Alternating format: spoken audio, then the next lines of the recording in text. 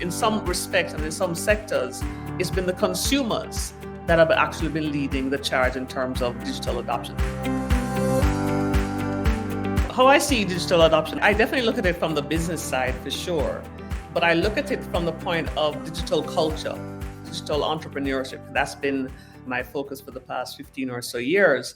And for me, the culture is underrated. The culture, I think, is underestimated. And yes, we all know about the early adopters and the laggards and that kind of a thing.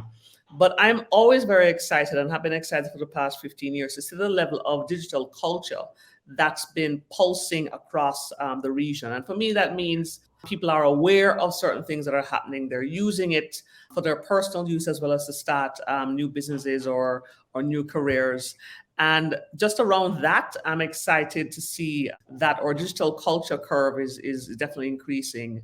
When it comes to businesses, funny enough, businesses I think have actually been somewhat behind the curve, behind digitally savvy consumers in terms of really understanding what they need to do and how they need to do it. In some respects and in some sectors, it's been the consumers that have actually been leading the charge in terms of digital adoption. And this is what we want. This is what we've experienced elsewhere. And this is what we want from you as a business, or we're going to go elsewhere. Now, because we've had this very intense 2 years of this pandemic, and it has actually accelerated so much. And again, the consumers have led the charge. And of course, the businesses have had no choice but to adapt.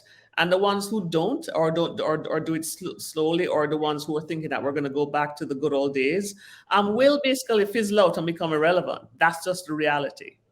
We have this fear of what digital looks like, because I always say, I blame the movie Terminator 1 through 4, where there's this fear of what digital means, but it's really just to ease our day-to-day lives. And there's history showing that when the ATM was first introduced into the financial world, everybody was hemming and hawing, going outside with placards, this is going to ruin our lives. But at the end of the day, bank tellers shifted their workload to something else.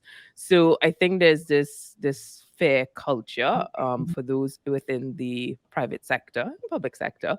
But the data shows, as consumers, I look at the data every year, and Amazon is the top visited website across the Caribbean when it comes to e-commerce. Absolutely. Jamaica, Barbados, Trinidad. So as consumers, we have expectations. We know what we want.